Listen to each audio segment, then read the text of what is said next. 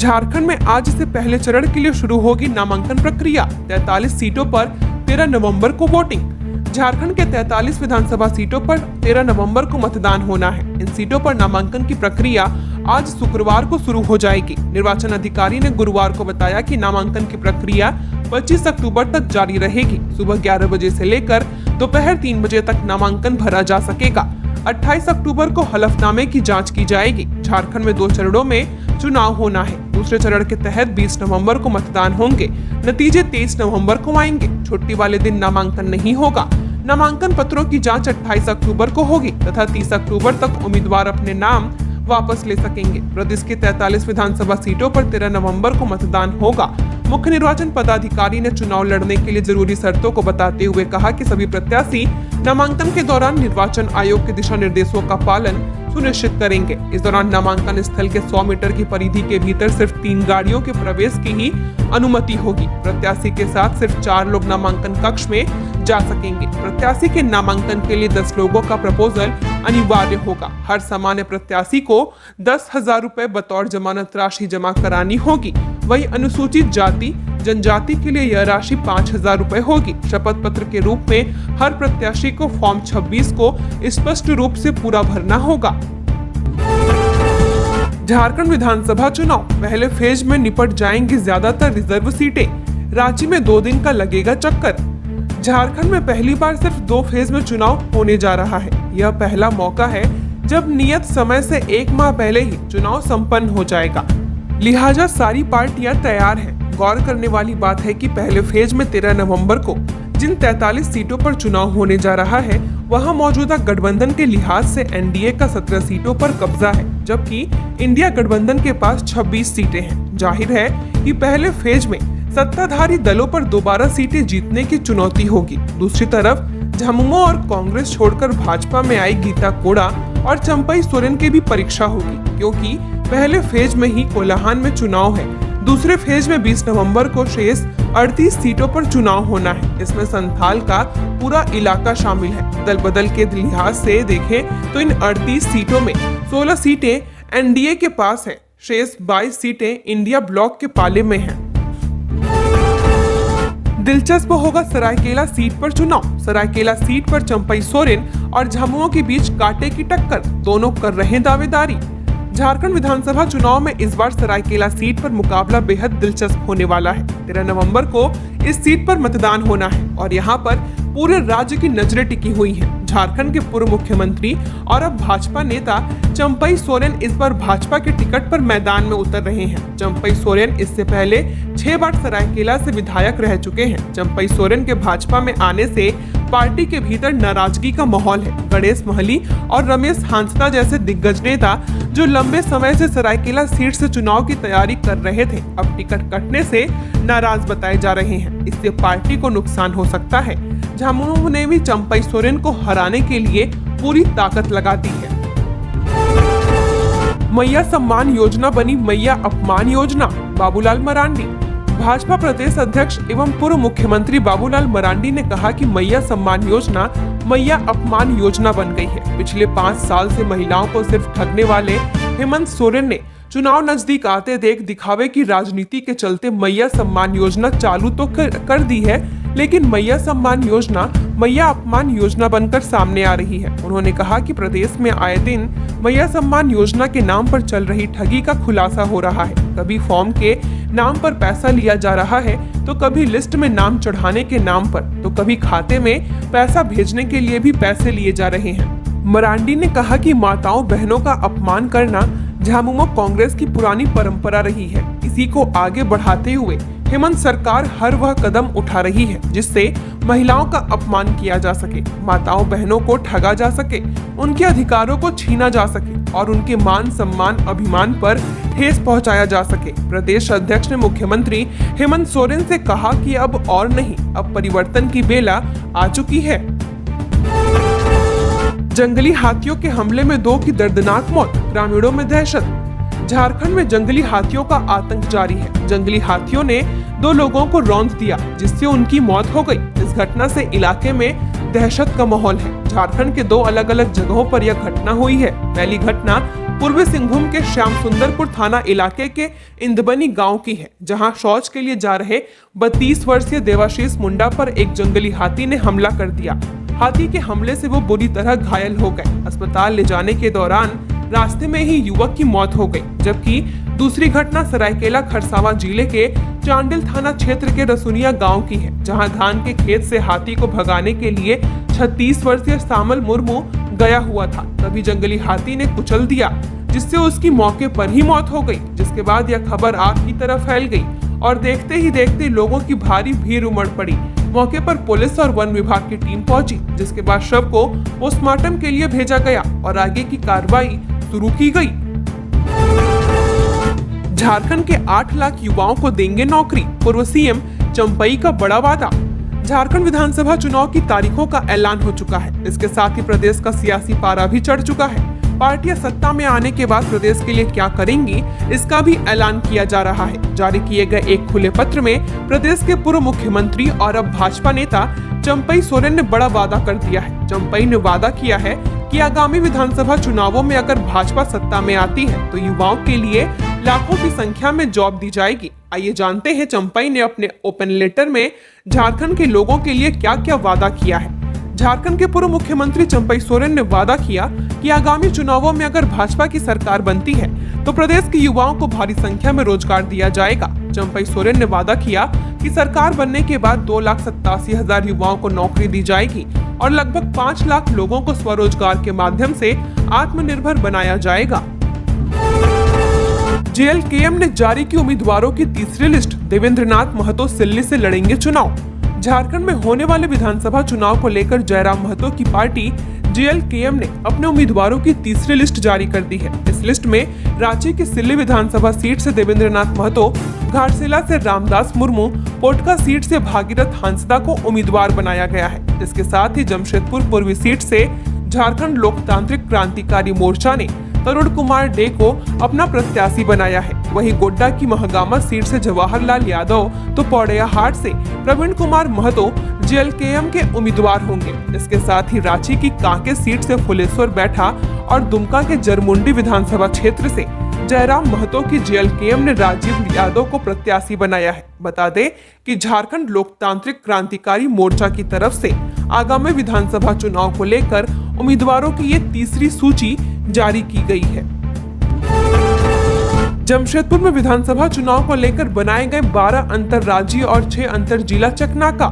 झारखंड के जमशेदपुर जिले में स्वतंत्र, निष्पक्ष और शांतिपूर्ण ढंग से विधानसभा चुनाव को संपन्न कराने के लिए 12 अंतरराज्यीय और 6 अंतर जिला चेकनाका बनाए गए हैं। इन सभी जगहों पर दंडाधिकारी के साथ पर्याप्त मात्रा में पुलिस बल भी प्रतिनियुक्त किए गए हैं। इन चेकनाकों पर सघन वाहन जांच अभियान चलाया जा रहा है। इसके साथ ही नकदी, अवैध शराब, हथियार और उपहार की वस्तु समेत असामाजिक तत्वों की आवाजाही पर भी सघन निगरानी रखी जा रही है। इसे लेकर बुधवार की देर रात धालभूम एसडीएम शताब्दी मजूमदार ने चेक पोस्ट का मुआयना किया। इस दौरान उन्होंने वहां प्रतिनियुक्त पदाधिकारियों को भी आदर्श आचार संहिता का कड़ाई से पालन कराने का निर्देश दिया है। इसके साथ ही उन्होंने कई वाहनों के कागजातों की स्वयं जांच भी की है। मुआयना के दौरान एसडीएम ने बताया कि चुनाव को प्रभावित करने की कोशिशों को नाकाम करने के लिए निरंतर 24 घंटे निगरानी रखी जा रही है। इसके साथ ही वेबकास्टिंग के माध्यम से जिला स्तर पर सभी चेकनाकों की मॉनिटरिंग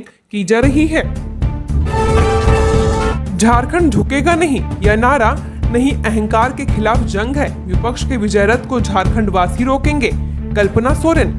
झारखंड विधानसभा चुनाव का बिगुल बज चुका है। 13 और 20 नवंबर को 2 चरणों में मतदान होगा, जिसके लिए मतगणना 23 नवंबर को होगी। हालांकि अभी तक जेएमएम, बीजेपी सहित कई पार्टियों की ओर से सीट शेयरिंग या उम्मीदवारों के नाम की घोषणा नहीं की गई है। इस बीच कल्पना सोरेन ने चुनाव और राज्य सरकार के काम को लेकर एक पोस्ट जारी किया है। गांडे विधानसभा कल्पना सोरेन ने कहा कि चुनाव की रणभेरी बच चुकी है और इस बार यह रण झारखंड और झारखंडियत को बचाने का है। जहां एक और धनबल के सहारे सत्ता का सपना देखने वाले हैं तो दूसरी ओर हेमंत सरकार है जो झारखंड के लोगों के अधिकार, सम्मान और भविष्य के लिए लड़ रहे हैं। झारखंड वही राज्य है जहां पिछली बार भी इनके विजय रथ को आप सभी ने मिलकर रोका था। इस बार भी हेमंत सरकार को आप सभी से भरपूर उम्मीद है। बोकारो में सोना साफ करने का झांसा दे बुजुर्ग महिला के जेवर ले उड़े उचक्के। बालिडिया थाना क्षेत्र के पांडेटोला में 2 युवकों ने गुरुवार की शाम जेवर साफ करने का झांसा देकर बुजुर्ग महिला ज्ञानी देवी के गले की चेन व कान की बाली ले उड़े। जेवर की कीमत 2.25 लाख रुपए बताई जा रही है। घटना के संबंध में पीड़ित महिला पुत्र राजेश सिंह ने बताया कि शाम करीब 4 बजे 2 युवक आए और उनकी मां ज्ञानी देवी से कहा कि हम लोग गहने चमकाने का काम करते हैं, आपके गले की चेन व कान की बाली हम लोग चमका देंगे। बूढ़ी मां उसकी बातों में आकर अपने गले की चेन व कान की बाली निकालकर युवकों को सफाई करने के लिए दे दी। दोनों ने गहनों को कटोरे में पाउडर मिलाकर रख दिया और महिला को पानी लाने के लिए कहा। महिला जब पानी लेकर आई तो दोनों युवक जेवर लेकर फरार हो चुके थे। राजेश सिंह के लिखित शिकायत पर बालिडिया थाना पुलिस अनुसंधान में जुट चुकी है। आज होगी झारखंड कांग्रेस प्रदेश चुनाव समिति की बैठक, इन मुद्दों पर होनी है चर्चा। झारखंड कांग्रेस प्रदेश चुनाव समिति की बैठक आज होगी। ये जानकारी देते हुए प्रदेश कांग्रेस प्रवक्ता सोनाल शांति ने बताया कि विधानसभा चुनाव के लिए कांग्रेस पूरी मजबूत नींव के साथ तैयारी प्रारंभ कर चुकी है। जीत की दिशा में आगे बढ़ने के लिए आज प्रदेश की विधानसभा सीटों के लिए उम्मीदवार चयन हेतु चुनाव समिति की बैठक प्रदेश अध्यक्ष केशव महतो कमलेश की अध्यक्षता में बुलाई गई है। बैठक में सभी विधानसभा से प्राप्त आवेदनों के आधार पर उम्मीदवारों की समीक्षा कर सभी सदस्यों का मंतव्य लेकर सूची बनाई जाएगी। इसके पश्चात शीर्ष नेतृत्व की सहमति हेतु प्रक्रिया आगे बढ़ाई जाएगी। 19 अक्टूबर को राहुल गांधी आएंगे रांची, इन कार्यक्रमों में करेंगे शिरकत। झारखंड में विधानसभा चुनाव का आगाज हो चुका है। ऐसे में अब सबकी नजरें सीट शेयरिंग पर टिकी हुई है। ऐसे में लोकसभा के नेता प्रतिपक्ष और कांग्रेस के पूर्व राष्ट्रीय अध्यक्ष राहुल गांधी 19 अक्टूबर को रांची आ रहे हैं। राहुल गांधी रांची में आयोजित होने वाले संविधान सम्मान सम्मेलन में शामिल हो सकते हैं। झारखंड कांग्रेस के मीडिया प्रभारी की तरफ से यह जानकारी साझा की गई है। मुख्यमंत्री मैया सम्मान योजना को लेकर हंगामा, खाते में नहीं पहुंच रही योजना की राशि। महिलाओं ने कहा करेंगे चुनाव का बहिष्कार। झारखंड मैया सम्मान योजना का लाभ लेने के लिए महिलाओं में आपाधापी मची हुई है। धनबाद अंचल कार्यालय में झारखंड मैया सम्मान योजना के आवेदन जमा करने के लिए लंबी कतार लग रही है। आवेदन देने वाली महिलाओं में अधिकांश ऐसे भी महिलाएं हैं जो पिछले 3 माह से कार्यालय का चक्कर लगा रही हैं, पर अभी तक उनके खाते में योजना की राशि नहीं पहुंची है। महिलाएं यह जानने के लिए सुबह से ही छोटे छोटे बच्चे को गोद में लेकर कतार में खड़ी नजर आ रही हैं। कार्यालय में किसी भी पदाधिकारी के नहीं होने से महिलाओं के समक्ष असमंजस की स्थिति बनी हुई है। दरअसल आचार संहिता लागू होने की वजह से अब उन्हें योजना का लाभ मिल पाएगा भी या नहीं, महिलाएं इसी उलझन में हैं। कतार में खड़ी खुशबू देवी, वीणा देवी और नीतू देवी ने बताया कि आवेदन जमा किए महीनों बीत चुके हैं, पर अभी तक खाते में पैसा नहीं पहुंचा है। कार्यालय आने पर कोई भी पदाधिकारी मौजूद नहीं है। केशरपुर चेकपोस्ट से 4,76,000 बरामद, 2 पिकअप वैन से मिले कैश। झारखंड विधानसभा चुनाव 2024 को लेकर पुलिस और एसएसटी का संयुक्त चेकिंग अभियान जारी है। इसी क्रम में गुरुवार को जांच टीम को बड़ी सफलता हाथ लगी है। 2 पिकअप वैन से 4,76,000 रुपए कैश बरामद किया गया है। केसरपुर चेकपोस्ट पर टीम वाहनों की तलाशी ले रही थी। इसी दौरान कैश बरामद किए गए।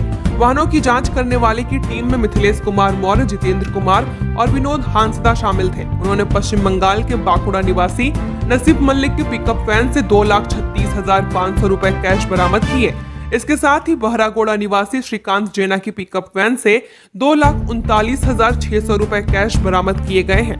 पूछताछ करने पर ड्राइवर कैश के संबंध में जानकारी और वैध दस्तावेज नहीं पेश कर सका। पुलिस की ओर से नियमानुसार रुपए जब्त कर आगे की कार्रवाई की जा रही है। अब 60 दिन पहले होगा रेलवे रिजर्वेशन टिकट बुकिंग को लेकर 1 नवंबर से नई व्यवस्था होगी लागू।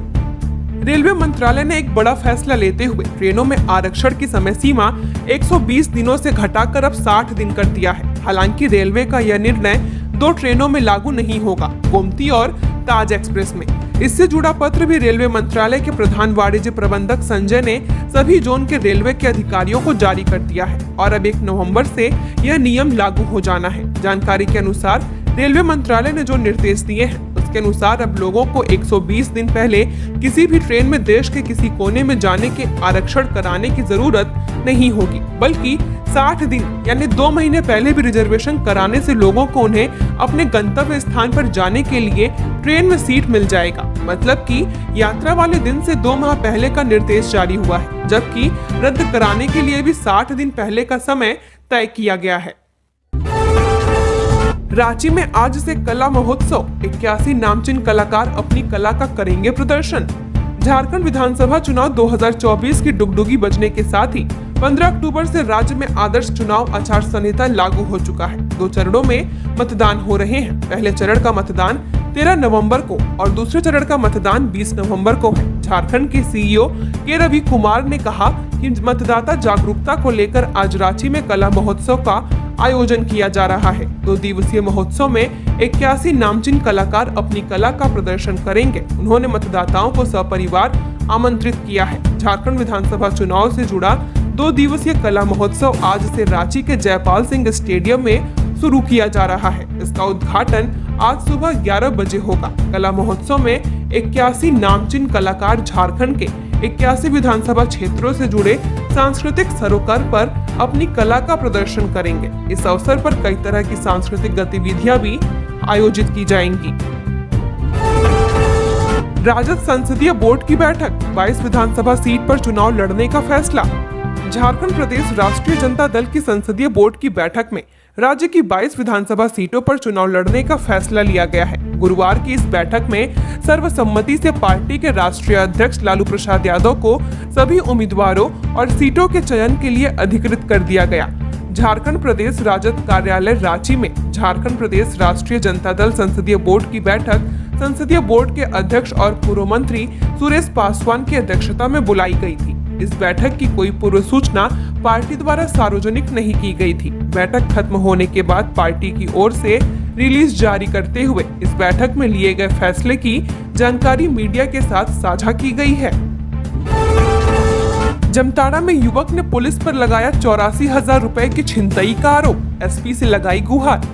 जमताड़ा में एक युवक ने पुलिस पर छिनतई करने का आरोप लगाया है। पुलिस अधीक्षक को दिए आवेदन में युवक ने अपना नाम अब्दुल लतीफ पिता याकूब अंसारी, चैनपुर थाना नारायणपुर जिला जमताड़ा का निवासी बताया है। कहा है कि गत रात के समय गश्ती पुलिस ने उससे 84,000 रुपए की छिनतई कर ली। आवेदन में आगे कहा है कि वह 16/10/2024 को अपने बहनोई कयूम शेख मदकपुर गए थे। वहां से वे अपनी बड़ी मां के इलाज के लिए पैसे लेकर लौट रहे थे। पैसा लेकर लौटने के क्रम में करीब 5 बजे सुबह जैसे ही मुरली पहाड़ी मोड़ पर पहुंचे, वहां पहले से मौजूद पुलिस पीसीआर ने उनको और उनके दोस्त महताब अंसारी पिता मसूद मियां दिघारी थाना नारायणपुर को रोक लिया। कहा कि पीसीआर में मौजूद पुलिस अधिकारी हम दोनों से पूछताछ करने लगे। उनको सच्चाई बताई गई। इस क्रम में गाड़ी में मौजूद पुलिस पदाधिकारियों द्वारा मानसिक रूप से प्रताड़ित किया गया, गाली गलौज किया गया। इसके साथ ही इलाज के लिए ले जा रहे 84,000 रुपए छीन लिए गए। लिखित आवेदन में कहा है कि रकम छीनने के बाद धमकी दी गई कि इस बारे में किसी को नहीं बताना है। हाथी के कुचलने से युवक की मौत, हमले में सिविल मिस्त्री की मौत, वन विभाग पर लापरवाही का आरोप। जमशेदपुर के चांडिल थाना क्षेत्र के रसुनिया गांव में गुरुवार सुबह करीब 6 बजे झुंड के बिछड़े एक जंगली हाथी ने 28 वर्षीय सामल मुर्मू को कुचलकर मौत के घाट उतार दिया। घटना के समय ग्रामीण धान के खेत में मौजूद इस हाथी को भगाने की कोशिश कर रहे थे। तभी हाथी ने मुर्मू को लगभग 150 मीटर तक दौड़ाया और फिर कुचल दिया। घटना की सूचना मिलते ही फॉरेस्टर राधा रमन ठाकुर मौके पर पहुंचे और मामले की जानकारी ली। पुलिस ने शव को पोस्टमार्टम के लिए सरायकेला सदर अस्पताल भेज दिया है। बताया जा रहा है कि मृतक सिविल मिस्त्री का काम करता था और उसकी पत्नी तथा 3 छोटे बच्चे हैं। जंगली हाथी ने यह हमला करने से पहले सुबह करीब 4:30 बजे चांडिल स्टेशन मोड़ पर देखा गया था और NH 32 को पार कर रसुनिया गांव पहुंचा था। वन विभाग ने मृतक के परिवार को 50,000 रुपए की तत्कालिक सहायता राशि दी है, जबकि कागजी और औपचारिकताएं पूरी होने के बाद शेष 3.5 लाख रुपए दिए जाएंगे। सुदेश महतो ने दिलाई युवाओं को आजसू की सदस्यता, कहा सरकार को 5 सालों में जनता की नहीं आई याद। हेमंत सरकार ने जनादेश का अपमान कर जनता को सिर्फ छलने का काम किया है। इन्हें पिछले 5 सालों में जनता की याद तक नहीं आई और चुनाव सामने देख फिर लोगों को भ्रमित करने में जुटे हुए हैं। जनता इसकी वादा खिलाफियों का जवाब अपने मताधिकार से देगी। ये सारी बातें पार्टी अध्यक्ष सुदेश कुमार महतो ने अपने कांके रोड स्थित आवासीय कार्यालय में आयोजित मिलन समारोह में कही। इस दौरान मांडू विधानसभा क्षेत्र अंतर्गत डाड़ी प्रखंड के रिजू चौधरी और दिवाकर महतो के नेतृत्व में सैकड़ों युवाओं और मांडू मुखिया अनीता देवी और छोटेलाल भूइया के नेतृत्व में भूइया समाज के कई लोगों ने पार्टी की सदस्यता ग्रहण की। जीएमएम और कांग्रेस की जोड़ी ने राज्य का हाल बेहाल कर दिया है। युवा, महिला, किसान, बुजुर्ग समेत समाज का हर वर्ग इस सरकार से परेशान है। लव मैरिज के 3 महीने बाद ही पत्नी की हत्या कर नदी किनारे दफनाया, 3 दिन बाद खुलासा। पलामू जिले के हुसैनाबाद थाना क्षेत्र के नासो जमालपुर गांव में एक दिल दहला देने वाली घटना सामने आई है। पति ने पत्नी की हत्या कर शव को बगमनवा नदी किनारे दफना दिया था। इसका खुलासा 16 अक्टूबर को देर शाम हुआ है। घटना 15 अक्टूबर की सुबह की है, जब रीता कुमारी के गायब होने की सूचना मिली। गुरुवार को हुसैनाबाद अनुमंडलीय अस्पताल में दंडाधिकारी की मौजूदगी में शव का पोस्टमार्टम किया गया। जानकारी के अनुसार पंडवा थाना क्षेत्र के सिक्का गरेड़ियाडीह गांव निवासी गोरख भैया 3 महीने पहले रीता कुमारी से प्रेम विवाह कर हुसैनाबाद थाना क्षेत्र के महूदंड पंचायत के नासो जमालपुर के फटिया टोला में अपनी बहन ममता देवी पति कुलदीप भूइया के यहाँ रह रहा था। शादी होने के कुछ दिनों के बाद दोनों के बीच हमेशा झगड़ा झंझट होता रहता था। बेरमो में बाइक सवार 2 उचक्कों ने कारोबारी के स्टाफ से लूट लिए 1,70,000। बेरमो अनुमंडल के गांधीनगर थाना क्षेत्र अंतर्गत जरीडीह बाजार से बेरमो रेलवे गेट सीसीटीवी कांटा घर के सड़क मार्ग पर गुरुवार की शाम एक फुसरो के व्यवसायी मनोज गोयल के कमला ट्रेडिंग के स्टाफ सुजीत से 2 बाइक सवार उचक्कों ने हथियार के बल पर 1,70,000 रुपए लूट लिए। घटना के बाद भुक्तभोगी सुजीत ने बताया कि वह फुसरो के व्यवसायी मनोज गोयल के कमला ट्रेडिंग में कार्य करता है। गुरुवार को बेरमो के कुछ क्षेत्रों में तथा जरीडीह बाजार से बकाया राशि तगादा कर शाम को फुसरो लौट रहे थे। इसी दौरान बेरमो रेलवे गेट के समीप सीसीटीवी कांटा के पहले पीछे से काले रंग की ग्लैमर बाइक मोटरसाइकिल पर आए 2 युवकों ने, जिसका मुंह खुला हुआ था, आगे से मेरे बाइक को रोक दिया और कट्टा सटा दिया। इसके बाद धमकी देते हुए पैसे की मांग करने लगा। फिर डिक्की में रखे तगादा के पैसे को उन लोगों ने छीन लिया। इसके बाद दोनों युवक भुजाली से हमला भी किया, परंतु वह बाल बच गया। उसके बाद दोनों युवक बेरमो स्टेशन के मार्ग की ओर भाग गए। इसके बाद उसने घटना की सूचना अपने मालिक सहित गांधीनगर पुलिस को दी। पुलिस पूरे मामले को गंभीरता पूर्वक जांच पड़ताल कर रही है। अपराधी किसी भी हालत में बख्शे नहीं जाएंगे।